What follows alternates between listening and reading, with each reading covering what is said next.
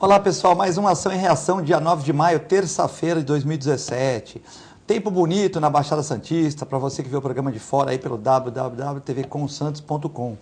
Hoje aqui nós temos dois advogados para fazer o programa, temos o aumento do assédio sexual nas escolas, uma nota aí no Jornal Tribuna.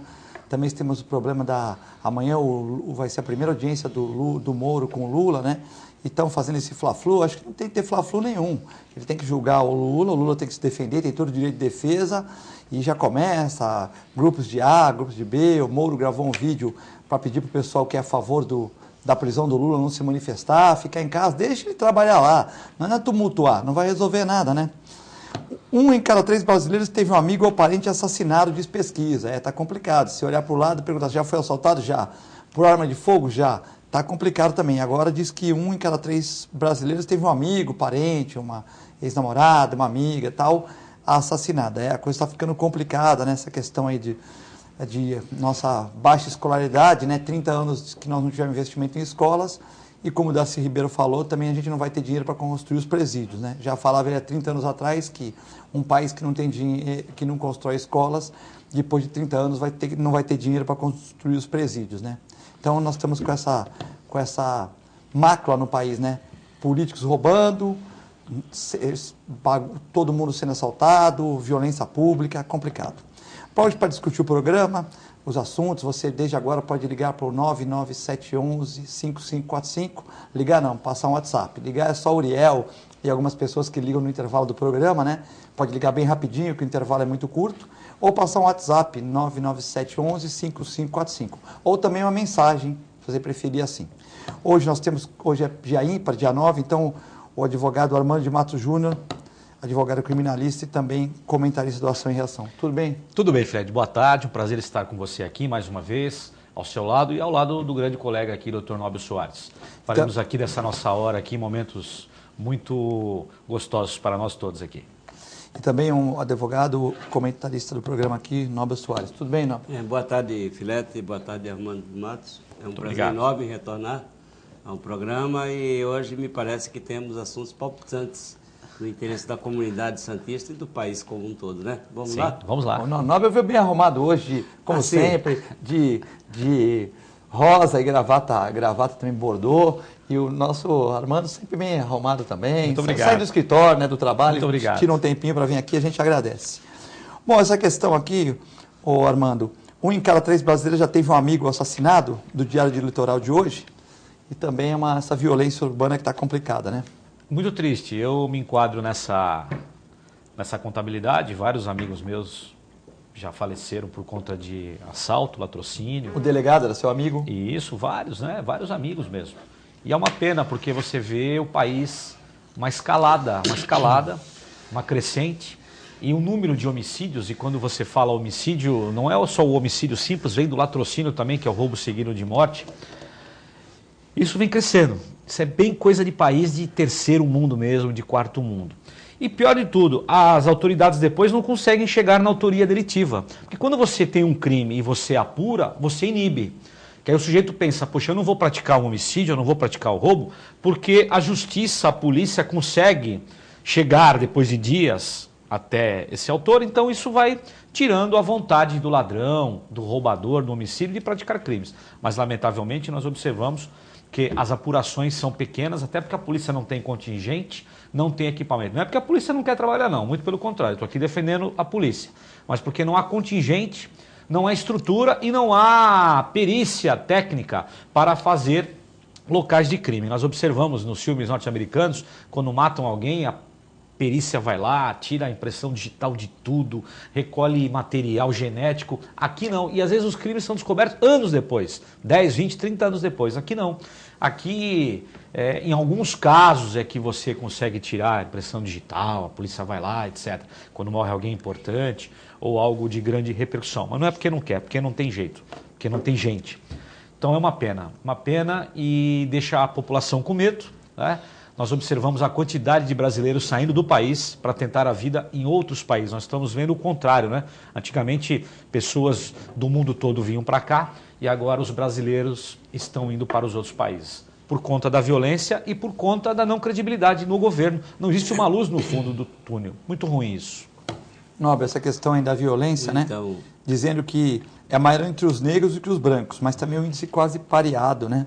Dessa violência, onde um em cada 3 brasileiros já teve um amigo ou um parente assassinado. eu, por exemplo, eu tive amigos, né, que foram vítimas de assaltos. Eu mesmo fui assaltado há muitos anos aqui na cidade. Eu, inadvertidamente, de repente fui surpreendido com 2 indivíduos que me deram uma gravata, né? Enquanto um outro... Na cidade, perto do seu escritório? Na cidade, é. Por trás me deram uma gravata, enquanto isso eu vi que vinha se aproximando de mim pela frente um outro, um terceiro. E eu tentava gesticular pedindo socorro, que a respiração estava desaparecendo, né? E nisso eu percebi que o outro chegou para me limpar o bolso, relógio, anel e tal. Então você veja, eu pessoalmente já fui assalto, né? Porque é uma agressão, né? Não é um furto. Furto é diferente. Foi à noite ou foi de dia? À noite. E outra vez em Praia Grande, eu estava no aniversário, né? Saí um pouquinho do buffet para fumar um cigarro num ponto de ônibus ali, perto daquela via expressa, logo quando entra em Praia Grande, lado esquerdo.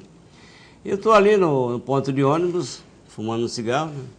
De repente vieram 5 ciclistas, moleques de bicicleta, me cercaram e passa para cá e tal, eu passei celular, passei anel, e é o que eu tinha, né? E de repente um vigilante que estava cuidando da segurança no buffet se aproximava, não para me socorrer, apenas também vinha ao encontro lá do ponto de ônibus, aí eles perceberam e saíram em disparada os 5 ciclistas, né?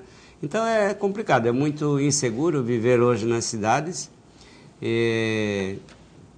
Parte dessa causa pode ser atribuída justamente à falta de investimento em educação durante muitos anos.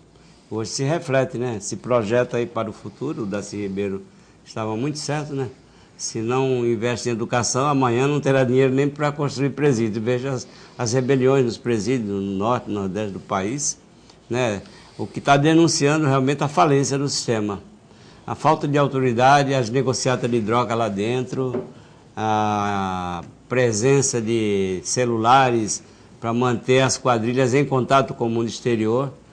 Então, realmente, o crime está muito bem organizado diante de órgãos de segurança despreparados, sem estímulos financeiros também, do ponto de vista de remuneração, e sem os equipamentos necessários, uma boa perícia, uma boa investigação. Daí a comunidade é que sofre. Perspectiva, como disse o Armando de Matos, realmente, quais são? Que esperança nós temos? Se em qualquer ângulo que você analise o rumo do governo do país, você não encontra uma expectativa de melhoria. Apenas miséria, retirando direitos que já estavam consagrados aos trabalhadores. A preocupação desse governo é retirar o pouco que existia e mantendo os privilégios daqueles que sempre usufruíram da miséria do povo brasileiro. São os bancos, as grandes empresas, os políticos e a casta do judiciário também. Eu não posso aqui deixar de lado que também nós temos esses privilégios dentro do Poder Judiciário. Batalha judicial cresce antes do depoimento do ex-presidente Amoro. Amanhã Lula vai depor um dos seus processos, com uma das suas ações aí com o Moro, né? E tem esse clima em Curitiba muito pesado, né? Até o Moro fez um depoimento dizendo para as pessoas não irem para a rua, que ele está trabalhando, que ele tem medo de que as pessoas se machuquem. O pessoal a favor do Lula também já está chegando, tem uma multa de 50 mil para quem acampar na cidade de Curitiba. Então está uma confusão generalizada e eu acho que a coisa tem que ter tranquilidade, né, Armando? Nós sabemos que não vai haver tranquilidade, por vários fatores. Mas deveria, né? Deveria, se fosse um país civilizado, deveria. Até porque nós não precisaríamos de uma orquestra dessa, né? Não precisaria de tudo isso. Ele poderia ser ouvido por videoconferência, não haveria problema nenhum. Ele, em qualquer lugar do país onde ele mora, aqui no ABC, iria para a Justiça Federal aqui e o juiz o interrogaria sem nenhum problema. Então o fato dele se deslocar até Curitiba vai criar uma comoção muito grande. Aqueles fanáticos vão para a rua, não adianta o Poder Judiciário instituir multa o que eu até discordo, porque a manifestação é algo livre no nosso país. Você não pode impedir a passagem nas vias. Agora, a manifestação do povo é algo tranquilo, você pode fazer, desde que você não cause distúrbio, que você não danifique e que você comunique com antecedência às autoridades. Isso está na Carta Política de 88 e não é proibido. Agora, que vai haver grande problema se não conseguirem procrastinar esse interrogatório para outra data, que é o que a defesa pretende, está tentando nesse exato momento, que segundo informações há uma quantidade enorme de documentos que foram colocados à disposição dos defensores agora, poucas horas antes, sendo que não tem como examinar algo tão profundo, uma quantidade imensa de documentos horas antes da audiência. Isso em qualquer processo. Se isso for mantido, eu acredito que os advogados vão conseguir a nulidade desse processo, desse momento para frente. Mas voltando ao que vai acontecer amanhã em Curitiba, é uma incógnita, nós não sabemos. Se os advogados conseguirem anular remarcarem para a data futura, muito bem. Mas uma hora vai acontecer. Eu só entendo que ele poderia ser ouvido através de videoconferência, não teria problema nenhum, não precisa da presença dele ali em Curitiba. Nobre, essa questão ainda de Curitiba... Veja bem, o que me preocupou ontem, quando eu tomei conhecimento de que foi juntado ao processo documentos, nesta fase já, com a audiência de oitiva do interrogatório do acusado, Lula. Esses documentos, eles não poderiam ser juntados porque são extemporâneos. O que o Lula tem que ir lá e se defender é aquilo que está na denúncia. Nada mais do que o que consta da denúncia. Ele foi denunciado, os limites da ação penal, da investigação, é aquilo que está escrito na denúncia. Ora, se esses documentos foram juntados agora, é evidentemente que não consta na denúncia. Se, por hipótese, vier amanhã a ser aceita a denúncia com base nesses documentos, é evidente que haveria nulidade, porque não se respeitou a ampla defesa, o contraditório, aqueles direitos consagrados pela Constituição Federal. Então, tecnicamente, eu também faço coro aqui com o Armando de Matos, do ponto de vista desses documentos, realmente são intempestivos, extemporâneos, não poderiam ser objeto da acusação, do interrogatório. Portanto, se houver uma tendência do juiz de interpelar o Lula com base em coisas que foram agora juntadas aqui, não houve tempo, evidentemente são 100 mil documentos, 100 mil folhas, sei lá o que seja, é impossível que você tenha uma possibilidade física, né, de analisá-los. Analisar, e não somente ler, analisar e interpretar, para que possa orientar o cliente, isso do ponto de vista da defesa. Agora, do ponto de vista do PT, é patente o interesse do PT em politizar, em partidarizar essa investigação. Quando Lula pediu, e o juiz Moro indeferiu, uma filmagem por conta do próprio PT durante a audiência, é para fazer flash da campanha que vem aí em 2018. Não tenhamos dúvida. Então, essa partidarização, realmente, ela é um fato novo e nenhum outro acusado se vale deste pleito para amanhã poder utilizar cenas de um ambiente de um processo judicial para fins político-partidários. Então, nesse ponto, acho que o Moro foi prudente. Não, você não pode filmar por conta própria, mas o advogado tem direito a filmar a audiência. Parece-me que no direito penal, eu li a posição do Moro, no Código de Processo Penal não existe essa previsão, existe no novo Código de Processo Civil.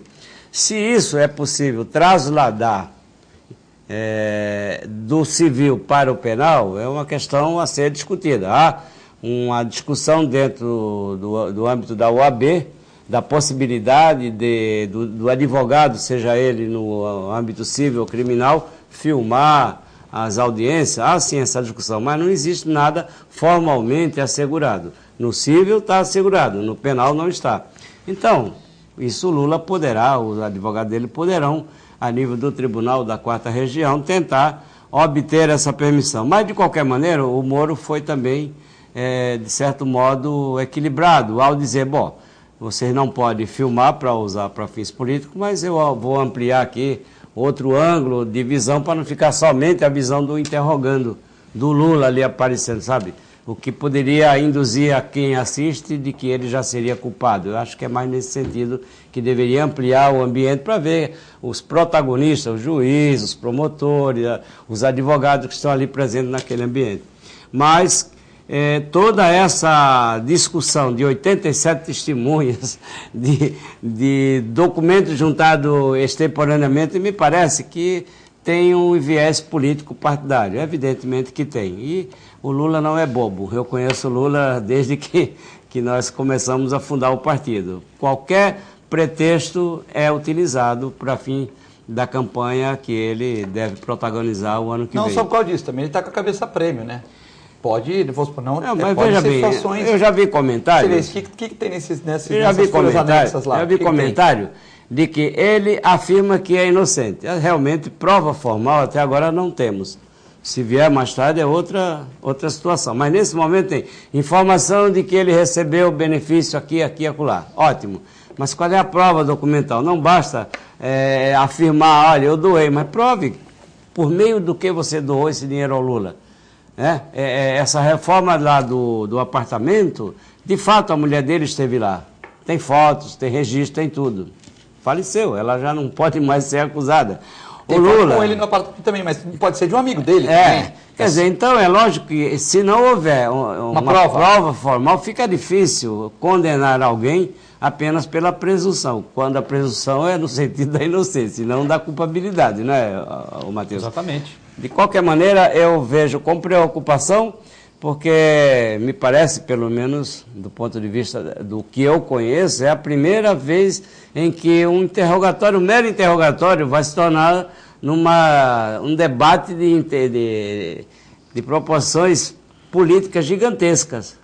Por quê? Isso tem uma causa, né, doutor? É a primeira vez que nós observamos um ex-presidente da República, que foi eleito por 2 vezes, ser interrogado por um juiz de direito de primeiro grau. Sim. Só uma coisa eu gostaria de destacar muito bem o que o senhor falou. O Código de Processo Penal, ele não fala nada, ele não reza nada sobre a gravação das partes. Esse ambiente é gravado, o juiz grava. No Código de Processo Civil novo, isso é autorizado. Por que no Código de Processo Penal não? Por que no direito penal não se faz isso? Para preservar exatamente a imagem das pessoas. Nós temos ali um promotor que está fazendo perguntas, que amanhã pode ser ameaçado, amanhã pode ser confundido na rua. Temos o advogado, temos as testemunhas, nós temos um ambiente que várias pessoas vão passar ali, até por uma careação, por que não? As pessoas acariadas vão discutir entre elas e o juiz vai tentar ao máximo tirar a verdade. As partes vão fazer isso, o advogado, o membro do Ministério Público e o juiz de direito. Que nós buscamos ali a verdade real, o que aconteceu. Então esse ambiente deve ser preservado, ele não pode ser colocado depois na mídia para eleição ou para outro fato. Porque aí só coloca a parte que interessa, né? A parte também tem a edição, da mídia. Sim, que é pior ainda. Mas além disso, nesse caso específico, nós sabemos que é isso. Mas nos processos criminais comuns, preservar as pessoas. Imagina uma pessoa que foi roubada, ela tem a sua imagem gravada e ela vai perante o juiz de direito e fala assim, ó, quem roubou foi esse homem aqui. E essa imagem depois ela é veiculada, até pelo crime organizado. Isso. Para pegar essa pessoa e falar, encontrando essa pessoa, elimine, porque ela que nos entregou. Ela entregou assaltante de banco, ela entregou... Levantou uma questão importante. Poxa vida, não pode. De proteção, né? Da própria pessoa. Não só da parte, de todo mundo que está ali. Das pessoas que vão, de uma certa maneira, também decididas, pessoas que são chamadas para... Testemunha. Por isso que as pessoas, quando vão ao fora, aquelas que não estão acostumadas ao seu direito, morrem de medo. Eu não quero. Não, o senhor tem que ir, senão virar uma condução coercitiva. Eu não vou, não quero ir. O sujeito se pela de medo. Mas é que a pessoa, às vezes você vai como testemunha e tal, e quem está lá naquele ambiente não sabe, né? Aí fala assim, pô, você está entrando toda hora lá, mas, por exemplo, se eu vou lá de branco, como testemunha de alguma coisa, pô, será que é alguma coisa com ele? Sim. Será que fez alguma coisa? Sim. Então fica uma coisa... Esse já é outro não, viés, é um viés que você não vergonha. Você vai lá de tal tanto que, por exemplo, eu fui umas vezes de testemunhas assim, e eu sempre ia de terno e gravata. Para não ser misturado. Não, e eu falava para a pessoa assim, ó, eu vou ali embaixo, eu vou ficar ali embaixo, eu vou ficar tal, quando for a hora tu me chama no celular. Aí eu subia, porque eu fico meio constrangido, tá num fórum. Você não adianta, porque você é uma figura extremamente conhecida. Por acaso você é conhecido, mas você vai de branco, piora. Então alguém pode considerar que ele é um dos envolvidos. Ele é um dos réus. Isso. E aí, depois encontrei a imagem dele. Então eu acho que esse ponto de vista que você levantou é importantíssimo, porque não se busca ali impedir a ação da defesa, porque a defesa tem toda a liberdade, durante a audiência, de perguntar, de reperguntar, enfim. No direito civil, diferente, que você está ali verificando o patrimônio. A acusação não é de furto. Sim, um pai que não paga alimentos, uma separação que já é um ambiente quando ela é litigiosa. Quando ela é litigiosa. Não existe, né? É uma briga, uma discussão. Mas não é uma coisa tão grave quanto uma coisa... Agora, como em relação a crime, e como está indo o país... Dar proteção às pessoas, né? O crime organizando-se, já a palavra crime organizado, né? Você tem medo, fala, poxa, eu vou no fórum, vão captar a minha imagem, e essa imagem depois para onde vai? Distribuir na internet. E se botarem a minha imagem no YouTube, eu falando mal de alguém? Não falando mal não, acusando alguém que de fato praticou um crime. E as pessoas que são chamadas para auxiliar o juiz, porque vão lá, número de pessoas que... Não, aquilo são jurados. Então, mas não nessa audiência, sim, mas sim. Se fosse gravar toda. Aí você vai lá de jurado, uma vez eu fui lá de jurado, aí você vai lá de jurado, como é que faz? A sua... Aí você também vai, grava lá, aí pô, foi 5-1. Sim. Aí fala, não, foi por unanimidade. Aí então o Filete, o Nobel votaram contra, aí também você fica marcado. Com a reforma muito recente, boa fala, a sua Filete. É porque vocês estão acostumados. Nós não contamos mais os votos. Antigamente nós contávamos. Sim.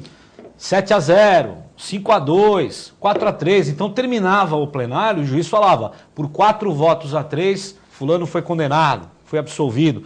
Hoje não. Quando nós chegamos ao número de 4, que o juiz conta, por exemplo, um caso de condenação, 1, 2, 4 votos, condenou, ele não conta os outros. Não precisa mais contar, porque ele já tem o número 4. 4, são 7, não tem como. Antigamente nós contávamos. Hoje, se não for unânime, nós não temos mais como saber quem votou sim e quem votou não. Porque no quarto voto para. Para preservar os jurados. Porque o camarada sai de lá e fala assim, poxa vida... foram 4 votos a 3, o sujeito foi condenado, mas quais foram os outros? Foram os 3, não sabe, foram os 4? Não sabe, hoje não sabe mais. De qualquer jeito você fica mal, porque, por exemplo, vamos supor que fosse um acidente entre uma polícia militar e uma pessoa, uma pessoa que você não sabe se é um meliante, se não é.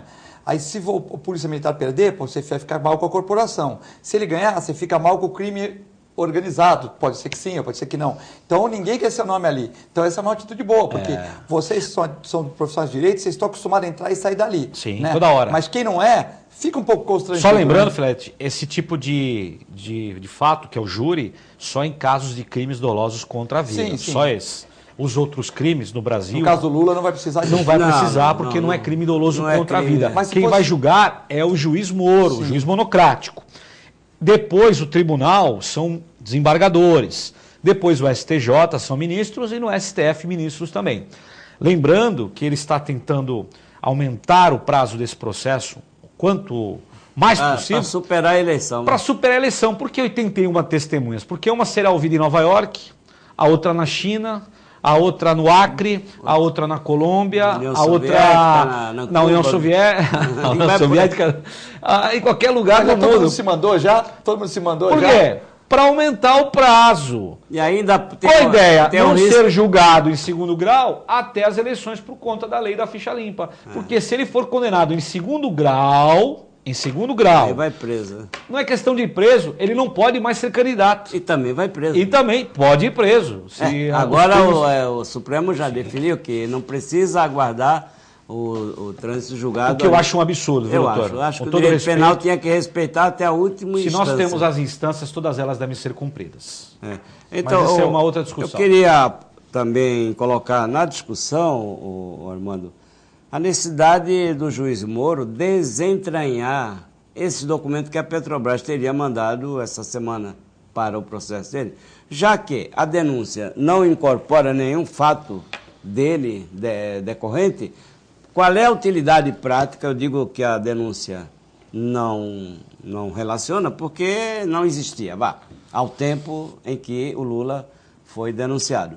Ora, se não consta da denúncia, qual é a utilidade prática desses 100 mil folhas, dessas 100 mil folhas? Nenhuma, mas cria uma situação de dúvida quanto à validade do processo, que permitiria, em tese, que a defesa possa argumentar a nulidade, porque o cliente, o acusado, foi privado sequer de conhecer a prova. Isso é um absurdo. Teria que ser aberto outro processo?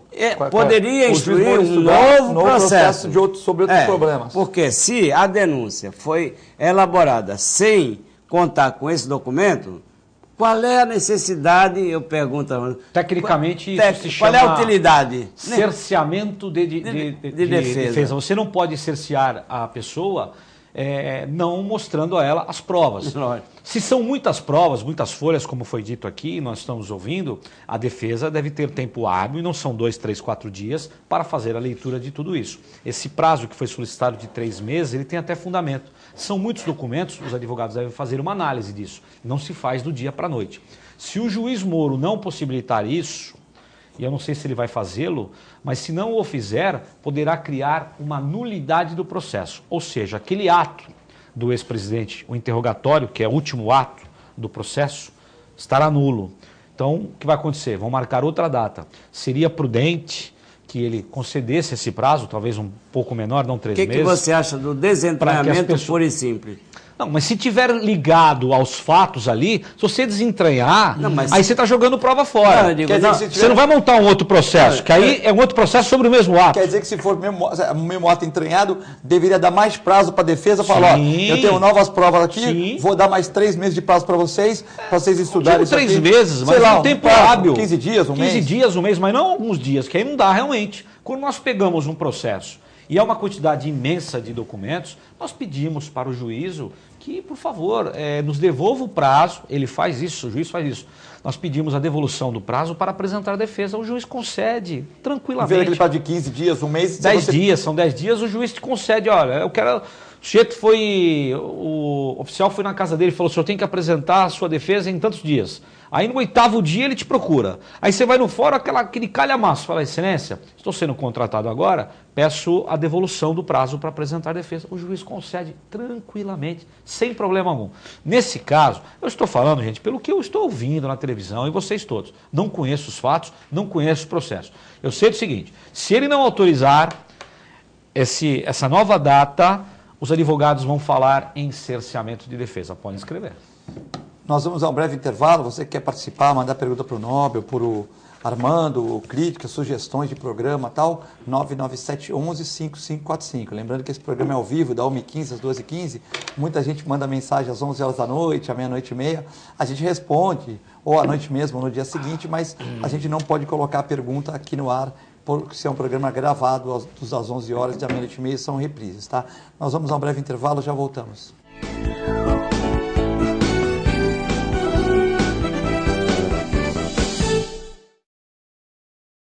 APO Planos Odontológicos Empresariais, cuidando da saúde bucal de seus funcionários, com mais de 200 dentistas credenciados e cobertura em todo o território nacional. Central de atendimento exclusiva, planos extensivos à família, controle de qualidade permanente e liberação online de vários procedimentos. Faça com as grandes empresas da região e contrate o plano de saúde empresarial da APO. Atendemos empresas a partir de 3 funcionários. Em Santos, ligue 21044000 ou acesse apoodonto.com.br.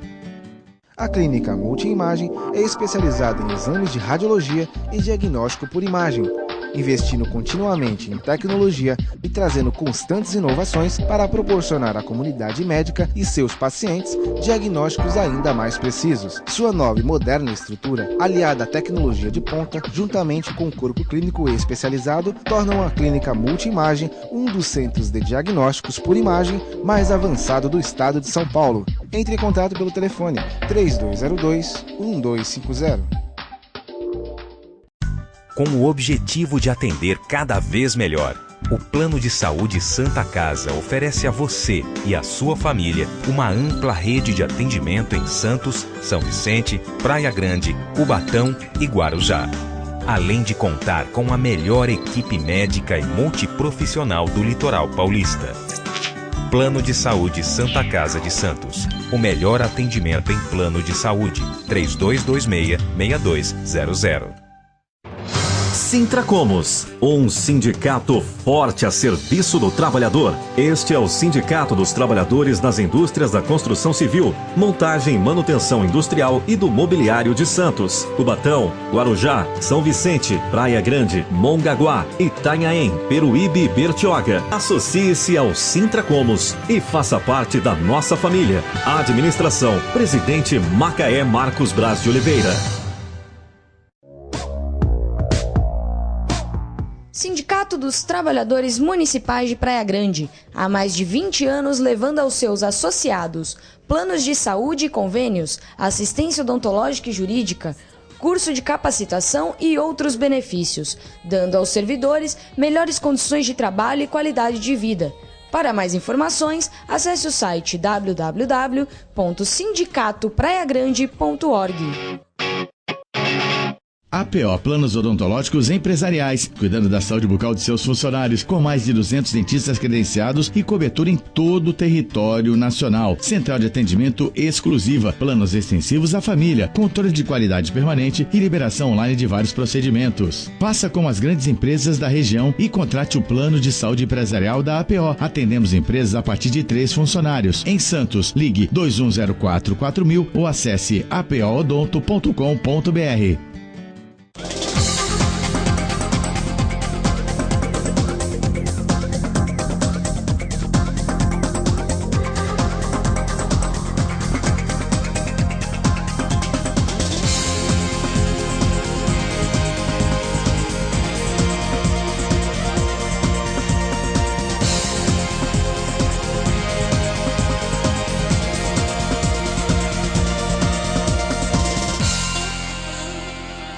Se você quer algo diferente e está por dentro de tudo que acontece em sua cidade, mande dicas, sugestões de pauta pela nossa fanpage facebook.com/tvcom.santos. Interaja com a programação da sua TV Com. TV Com, interagindo com você.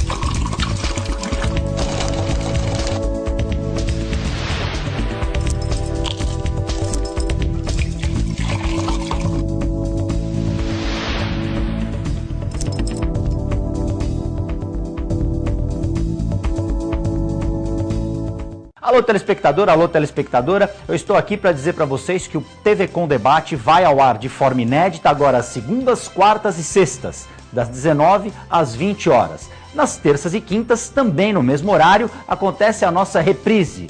Se você gosta de política, saúde, meio ambiente, assista ao TV Com Debate, canal 11 da NET, eu espero você.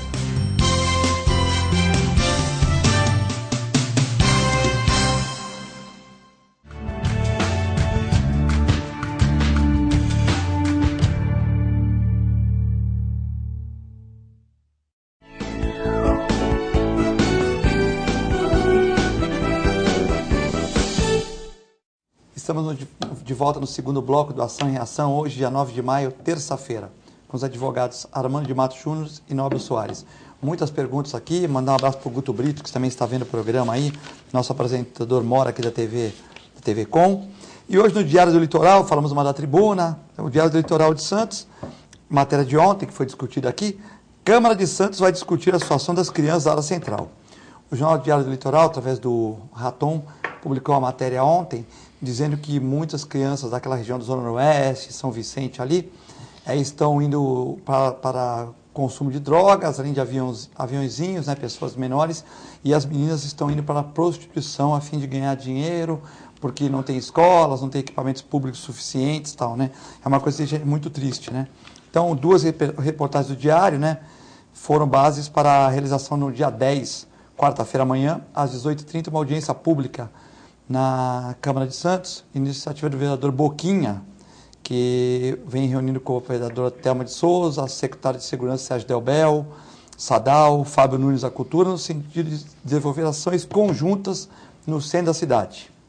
Boquinha lembra que o prefeito Paulo Alexandre Barbosa lançou um decreto colocando várias secretarias para fazer um plano emergencial de ações para minimizar o problema com os moradores. Muito triste nós observarmos a nossa juventude sem rumo, né? Não é um problema nosso, só da nossa, aqui de Santos, só da nossa região, de várias regiões. E essas crianças, quando elas não têm amparo da família, quando não têm sustentáculo, elas vão buscar dinheiro onde elas conseguem. Lamentavelmente, as meninas através da prostituição e os rapazes através da venda de entorpecentes. Isso é comum no mundo todo, nós sabemos disso, mas é falta do Estado. O Estado, quando eu digo, é município, é o Estado mesmo, São Paulo, é a União. A cultura, precisamos investir em cultura, em escola. As crianças deveriam ficar o maior tempo nas escolas, mas elas não podem, porque elas precisam trabalhar, porque elas precisam tomar conta do irmão mais novo, porque a mãe saiu, porque a mãe está presa, porque o pai está preso. Então é um problema muito grave no nosso país, mas é isso que nós estamos plantando e é isso que nós vamos colher. E não será agora, será no futuro. Se nós investirmos hoje em escolas maciçamente, nós vamos colher em 20 anos. Mas nós vamos colher outras coisas em 20 anos, algo muito pior. Nobre, essa questão aí da matéria diária eleitoral, dizendo que alguns bairros de Santos, principalmente mais afastados, divisa com São Vicente, estão com muitas meninas indo para a prostituição e a molecada também fazendo tráfico de drogas, os aviõezinhos, né? Eu acho que Santos está inserido nesse contexto nacional de dificuldades, de uma economia mal distribuída e da falta da presença do poder público, né, em áreas essenciais como a educação, bem colocado pelo Armando, saúde, trabalho. Então, soma-se desemprego com falta de escola. O que você espera? Aquele que até então trabalhou e manteve a sua família com dificuldades, mas vinha mantendo regularmente as necessidades fundamentais da família e hoje se encontra desempregado, coloque-se no lugar dessa pessoa, vê como é que está a cabeça desse homem, desse pai de família, vendo seus filhos choramingando por falta de comida. Evidentemente que chega um momento que, para sobreviver à fome, termina se dedicando à prostituição essas crianças, essas meninas, né? Que é o caminho mais fácil, né? Aí vem a doença, vem a droga, e vem a criminalidade também, quer dizer, vem tudo junto.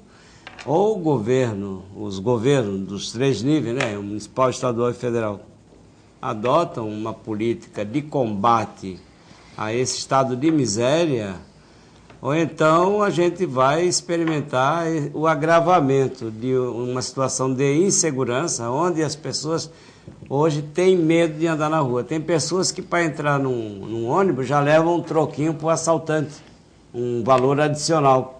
Porque se não tiver, ele vai levar coronhada. Tá parecendo eu que fui para o Rio de Janeiro, tinha num congresso de carro, fui de carro, aí eu levei 2 carteiras, minha carteira com meus cartões, tudo, pus embaixo do tapete do banco. Levei uma outra lá só para pagar o pedágio, com dinheirinho, com documento antigo. Eu falei, se alguém me parar aqui na Brasil, porque tinha 2 caminhos para ir, porque era na Barra.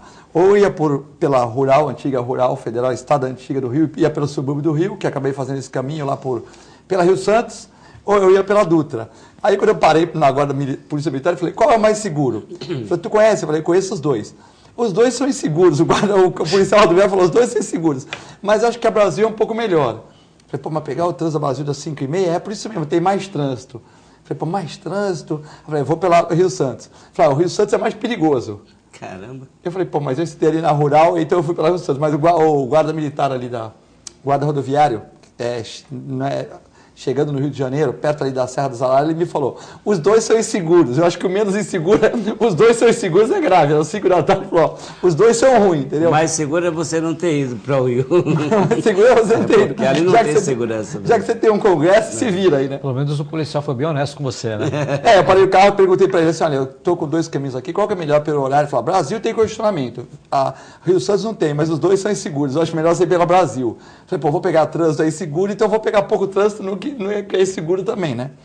Bom, tem várias perguntas aqui. A Amélia diz que o Lula de São Vicente, ou a Amélia? Ah, a Amélia não é Lulinha Paz e Amor, não. A Amélia de São Vicente fala que o Lula tem que ser preso. E o Ronaldo da Praia Grande manda um abraço para os advogados, fala que o programa está muito bom. Não tem provas contra o Lula? Não, acho que tem provas. Será que ele vai ser preso? Eu acho que não ainda, né? Eu acho muito prematuro. Pode ser que em segundo grau, eu acho que seria uma temeridade. Ele pode? Lógico que pode decretar prisão, a qualquer momento. Ele pode decretar prisão. A qualquer momento. Aí vai recorrer para o segundo. Depois que ele terminar o processo, que saiu um decreto condenatório, aí o juiz não tem mais nada a ver com isso, passa para a instância superior. Mas ele já pode prender o Lula? Pode, se ele entender nesse momento que ele pode prender, que ele quer prender, ele precisa fundamentar. Não é ele fundamentou e prendeu. Não é querer prender. E aí o Lula Lula precisa fundamentar, se for preso, os requisitos. Ele não saiu do país, ele não fugiu, ele não ameaçou ninguém. Ele não tem antecedentes, ele foi presidente da República. Quero crer que nesse momento não seria interessante. Até porque, pelo amor de Deus, não estou fazendo defesa de ninguém aqui, mas seria uma comoção social tão grande, seria a primeira vez que nós teríamos aqui no nosso país um ex-presidente e com a popularidade que ele tem, ou já teve, não sei. Tem 18% ainda, que é grande ainda, né? Ou mais. Tem pessoas aí veladas, etc., que gostam dele e apoiam ele até hoje. Então, se ele fosse preso, nós teríamos uma comoção muito grande, seria um prejuízo muito grande para a sociedade. Esse é o meu entendimento. Depois, em segundo grau, se o tribunal entender por bem fazê-lo, o Supremo Tribunal, como já disse o Dr. Nobre, falou, olha, segundo grau, a condenação foi mantida, não foi reformada em segundo grau, já pode começar a cumprir a pena. Isso é uma discussão que o STF já pacificou muito recentemente. Mas nesse momento, prendê-lo, eu acho que é um prejuízo, não há necessidade. Não há necessidade, prisão, tecnicamente, nenhuma necessidade, até porque causaríamos uma comoção. Olha só, se no interrogatório dele, amanhã, nós estamos pensando que vai acontecer algo ruim, algo pior, o Poder Judiciário daquela cidade está proibindo aglomerações e pessoas acampadas, colocando multa, imagina uma cadeia para ele. Já tem exército indo para lá, polícia. O custo disso, não vale a pena. Tem um outro detalhe, nós falamos aqui alguns momentos atrás que ele está tentando elevar o tempo do processo, ouvindo muitas testemunhas e distantes, é óbvio, para quê? Para conseguir chegar ao ano que vem ainda não condenado em segundo grau. Pode ser até que o Moro condene agora nos próximos meses, terminada essa fase. O cumprimento da pena pode ser aguardar até o tribunal concluir que realmente foi mantida a condenação. Se o Moro, por exemplo, primeira instância, condena, mas ele apela e o tribunal reforma, acabou, não tem prisão. Então o Moro pode, se tiver subsídios, pode condenar ele. Não, quais são os subsídios no caso da primeira instância? Evidentemente, não é flagrante, portanto exclui. Ele está causando algum risco? Obstáculo à instrução criminal? Não. Me parece. Não ameaçou ninguém, né? Não ameaçou ninguém, ele é liso. Ele é liso igual um bague saboado, ele é esperto, sindicalista. Não coagiu ninguém, né? Não coagiu testemunha. Tem que haver um fundamento para que haja uma prisão cautelar, não seria a prisão em face do processo, do mérito. Outra coisa, doutor, a investigação terminou já. Você prende uma pessoa no meio do curso da investigação para preservar provas, mas se a investigação agora terminou, não tem mais acabou. sentido, né? Já está na fase processual. Não é verdade? Então, as pessoas que vão fazer essa manifestação lá em Curitiba, a Secretaria de Segurança isolou uma área de 400 metros, um perímetro de 400 metros do tribunal, do juiz, onde se dá o gabinete dele. O gabinete dele, onde ele vai ser ouvido, no Poder Judiciário em Curitiba. Além desses 400 metros, é livre. E me parece que essa multa seria aplicada na hipótese de descumprimento da determinação da autoridade competente de que ali naquele recinto, por segurança, que também tem o seu peso, né? Ninguém pode, enquanto autoridade pública, colocar em risco a segurança das pessoas e do próprio Poder Judiciário. Então, para preservar essa segurança é que foi delimitada uma área de 400 metros de distância. Além dos 400 metros, o pessoal do PT pode fazer barraca, pode fazer o que quiser, está liberado, ninguém pode proibir. Me parece que a informação, Armando, que você mencionou, da possibilidade de aplicação de multa face às manifestações, seria acontecendo na área que foi demarcada, delimitada. Ali não, é como se dizer, vai fazer manifestação dentro do fórum? Não vai. E ele estendeu as balizas do fórum até os 400 metros, num raio de 400 metros. 4 quarteirões. É mais ou menos isso. Quem quiser passar, mas vai ter que se identificar. Morador ali, próximo e tal, vai ter que se identificar. Então, do ponto de vista da segurança, da instituição e das pessoas, eu acho que é correto. Agora, quem ousar descumprir essa determinação, evidentemente que está sujeito a... Mas olha que prejuízo para a sociedade. 50 mil, né? Por dia, 50 mil de multa, né? No fim não se aplica nada, mas é mais uma forma de... Inibir. De inibir o tudo poderia ser feito de uma outra forma, salvo o melhor juízo. Imagina um colega, um advogado, precisa compulsar um processo na Justiça Federal amanhã.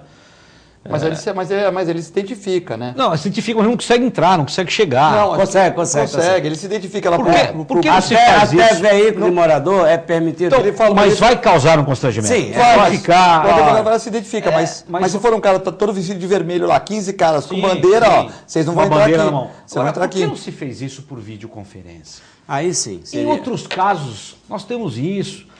O juiz fica na sala dele aqui em Santos e ele interroga uma pessoa em outro estado. Essa pessoa precisa ser levada a outra sede, né, de outra Justiça Federal. Então, por que... Mas a manifestação haveria também. Aonde Lula for, o pessoal vai atrás, não tem jeito. Como está muito tempo nisso, será que também não é uma satisfação para a população, por exemplo, o Lula sentar como réu na frente de um juiz? Será que as pessoas acham, o Lula tem mordomia? Não, isso eu estou pensando, o Lula tem mordomia, ele vai dar uma declaração, não vai nem lá. Não, mordomia ele não tem, ele vai ser tratado como qualquer réu ouvir. Mas ele só não vai estar preso, algemado, porque ele, como disse muito bem, não tem necessidade nenhuma, ele não está preso. Ele vai à frente do juiz, o juiz vai perguntar, ele responde, em primeiro lugar, se ele quiser. O réu não é obrigado a falar nada. E outra coisa, se ele quiser mentir, ele mente à vontade, porque o réu pode mentir, diferente da testemunha. A testemunha ela é advertida pelo juiz. Não, o senhor não pode mentir. Se o senhor mentir, o senhor é processado pelo crime de falso testemunho. O réu, ele pode falar o que ele quiser e mais, ele pode não falar.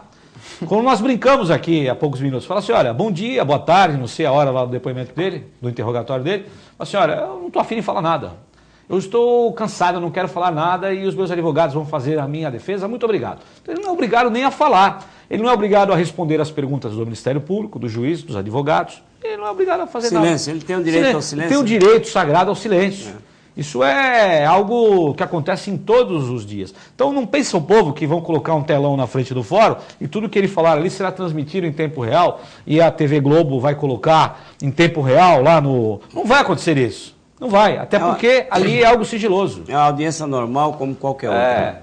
Exatamente.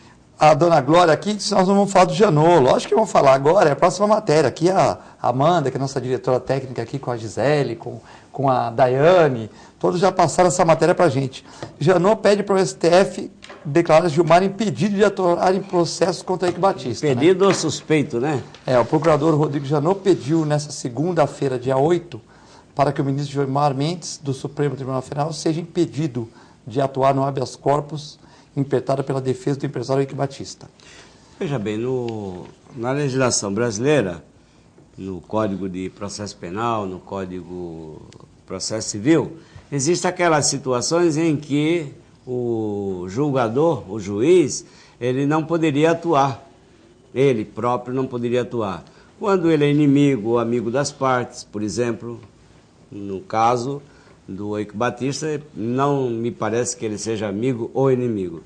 Quando, por alguma relação de afinidade, de amizade, até de terceiros, dentro da linha da família dele, e é o caso concreto que o Janot está mencionando, que a esposa, não é isso, o Armando? A esposa do ministro Gilmar Mendes, ela atua no escritório aonde o advogado do Eike também atua. Não sei Gilmar se é Mendes, mesmo escritório ou não, mas é o Gilmar grupo. Mendes Parece que é um grupo, né? A mulher dele integra o escritório do Sérgio Bermudes, que é o advogado que presta serviço para o Eike Batista. Perfeitamente. Inclusive, então, nessa questão, ela vai ser, o pedido de liberdade do empresário vai ser anulado, então? Exato. Mas aí é o plenário que deveria se manifestar. Veja bem, a Carmen Lúcia recebeu essa petição da Procuradoria da República pedindo para que ele seja considerado impedido ou suspeito. Impedido quando há, objetivamente, motivos que o impedem de atuar naquele processo. E suspeito, né, quando há suspeição, relativamente a uma questão mais subjetiva, que vai do entendimento dos julgadores. Então, a Carmen-Lúcia deverá pautar para o plenário, considerar, diante dessas afirmações que são verídicas, né, eu acho que o Janot não está inventando, é concreto, definir se ele, ao atuar como relator e concessor da ordem de liberdade do EIC, se ele agiu dentro daquilo que a lei atribui ao julgador. Se ele é ou não impedido, se ele é ou não suspeito. Se ele for considerado impedido, evidentemente que esse julgamento seria nulo, porque praticado por uma autoridade incompetente. Evidentemente que ficaria nulo o julgamento, ele voltaria para as grades, né? Mas, de qualquer maneira, isso vai demorar. E o outro evento em que o Gilmar Mendes atuou foi esse agora, mais recente, que libertou o José Disseu. Então, o que você observa é o seguinte, bandido pequeno, esse mofa na cadeia. Agora, os poderosos, geralmente, uma época aí, eu me lembro, Armando, me lembro, não sei se foi o Gilmar Mendes que falou ou foi um outro ministro do Supremo, acho que foi outro, que o acusado que tiver um bom advogado, dificilmente ele é mantido na cadeia, um bom advogado, né? Que tem influência, um que já foi ministro, enfim, isso funciona muito bem. A gente sabe que existe aí um espírito de corpo dentro do judiciário para privilegiar aqueles que podem. Então, o judiciário, nós que cultuamos essa profissão e defendemos de unhas e dentes, mas sabemos que no interior da instituição existem os privilégios e eu tenho incontáveis casos de situações em que juízes atendem mais os interesses de grupo do que aplica a distribuição de justiça no caso concreto. Nesse caso, eu penso que o Gilmar Mendes deveria realmente ser considerado impedido ou suspeito, dada essa relação da esposa dele com o defensor do Eike Batista, e um outro ministro fosse sorteado até que mantivesse a soltura dele, até que seja mantido, mas não por ele. Eu acho que ele, pessoalmente, deveria ter se declarado impedido para o caso. Seria mais honesto, né? E evitaria esse trauma e esse desgaste que pega hoje um Gilmar Mendes, mas entra o Supremo Tribunal Federal como um todo, né? No grau de suspeição perante a comunidade. Só deixar uma coisa clara, não foi uma decisão monocrática dele, do ministro Gilmar Mendes. Quem julgou foi a turma. E a turma é composta por 5 ministros, 2 foram contra e 2 a favor, e na hora dele votar foi o voto de Minerva, foi o voto que decisivo, realmente... além de relator, né? Conseguiu. Ele obviamente, foi o voto dele que concedeu a liberdade ao Eike Batista. Agora, eu tenho como uma pessoa extremamente culta, uma pessoa extremamente preparada. Eu não sei da veracidade de tudo isso que estão colocando, que estão falando, que o procurador-geral falou. Agora, se é um escritório muito grande, parece que são mais de 300 profissionais que lá trabalham, e ela trabalha numa área completamente oposta, diferente, não tem nada a ver com a seara criminal, isso deve ser discutido. A ministra Carmen-Lúcia recepcionou esse petitório e vai colocar no pleno para que o pleno decida. Então ali nós vamos ver o que as pessoas pensam, o que os 11 ministros pensam, né? O que eles vão decidir. Mas o fato dela, a esposa, trabalhar em um escritório gigantesco, que parece que é um dos maiores, uma das maiores bancas do Brasil, isso não quer dizer que houve algum conchavo. Essa prova não foi feita, não há nenhum grampo telefônico, não há nenhum encontro filmado, etc. E ele, como eu disse, não foi uma decisão monocrática, foi um voto que ele deu dentro da turma. Tudo isso deve ser apurado e nós vamos acompanhar nos próximos dias. Já saiu aqui no site do Globo, militares acampam em Curitiba. Os militares já foram para lá para... 2.000 policiais. 2.000 policiais para fazer esse policiamento, essas 4 quadras aí, esses 400 metros quadrados aí, para não deixar ninguém chegar lá, como o nosso querido Armando falou, se chegar um advogado lá, vai ter que apresentar carteirinha, vai ter que se justificar, vai passar morador, tudo, mas vai ter revista na porta, né? Bom, também girando aqui pelo nosso giro esportivo também, o Santos enfrenta o Paysandu na quinta-feira, né? E na Copa do Brasil, né, oitavas de final lá em Belém, num jogo difícil, né, Matos? O Santos tem tido jogos muito difíceis, né? O Santos precisa dar uma levantada, precisa acordar um pouquinho, mas será um jogo bastante complicado também. Nobel, você é santista? Eu sou santista desde criancinha. Vê os jogos, acompanha não? Acompanho com muito interesse e sofro muito quando o Santos não obtém o resultado que a gente espera, né? Tá certo. Lembrando que o Santos vai sem o Copete e sem o David Braz. E a diretoria estuda colocar mais jogos no Pacaembu para atrair mais público. Outro ponto polêmico aqui, na reforma do trabalho, é que permite que a pessoa trabalhe mais em local que faz mal à saúde, né? Então, parece que essa é uma polêmica da reforma da trabalhista, né? Onde está permitido que a pessoa trabalhe mais tempo em local insalubre. Isso vai fazer com que o tempo de contribuição, o tempo de trabalho seja menor, porque se a pessoa trabalha em um ambiente em ar-condicionado, um ambiente não insalubre, deve ser diferente aquele que trabalha num ambiente poluído, num ambiente ruim, essa pessoa deve trabalhar menos. É um dos motivos que estão apreciando e é uma das pendengas, são várias, né? São várias discussões. Uma coisa eu quero deixar bem claro aqui, os parabéns ao governo Michel Temer, porque estão discutindo isso. Falar, mas isso é mentira, a Previdência é superavitária, me parece que não. Se nós não fizermos isso hoje, nos próximos 30, 40, 50 anos, nós não vamos aposentar e os nossos filhos não vão aposentar, não terá dinheiro. O que não pode, e isso eu não sei se fazem, mas já ouvi que sim, que o dinheiro da Previdência ele é utilizado com outro flanco. 30% para Dru. Não pode. Mas então, Previdência é Previdência. Por isso que é deficitária. Então, mas aí que tá. Se for verdade, estão tirando com uma mão colocando em outro lugar. Porque é uma caixa preta, né? O próprio, 30% vai para Dru, né? O próprio Michel Temer falou que não pode, de forma nenhuma, abrir mão dessa Dru aí. Por quê? Porque seria abandonar o atendimento da saúde, que já é caótico, inclusive ele fala. Então ele admite que realmente... Mas o dinheiro da saúde, doutor, deve vir de outro lugar. Deveria vir dos impostos de modo geral.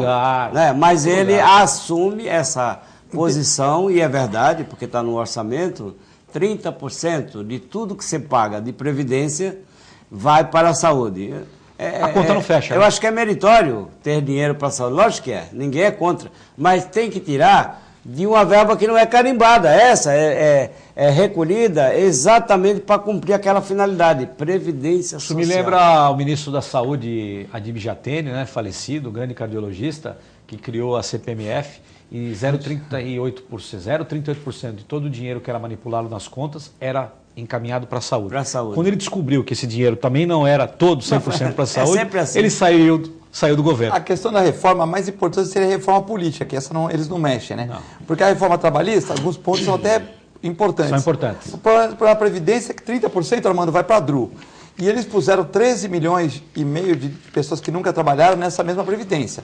Então, se você pegar uma pessoa do Banco Itaú, você faz uma Previdência do Itaú e o Nobel no Bradesco. Eu chego lá e falo, Nobel, eu vou colocar 10 milhões de pessoas que nunca trabalharam na tua Previdência. Então, se você se preparou para receber 2 mil, você vai receber só 1.000. Ele vai chiar. Não perguntaram para as pessoas que pagam desde 14, 15 anos, nada quem nunca trabalhou. Né? Não perguntaram se eram as pessoas queriam 13 milhões de pessoas nesse mesmo bolo. Aí 30% para a Dru, 13 milhões de pessoas que nunca trabalharam. É complicado, né? Hoje... Além, tem outro fator grave, são os devedores. Os grandes devedores, os grandes bancos, os bancos. E são imunes. Ninguém está preocupado em cobrar o que o pequeno comerciante e empregador paga.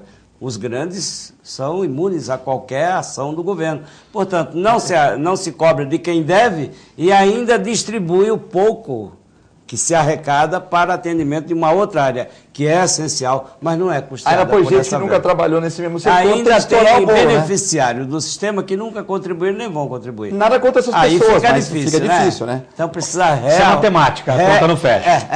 Bom, queria agradecer o doutor Armando, o doutor Nobel, o tempo se findou, né? Queria parabenizar vocês por a nossa técnica aqui do programa, que sempre faz uma pauta muito bacana. Desejar um bom dia para vocês e até amanhã, se Deus quiser.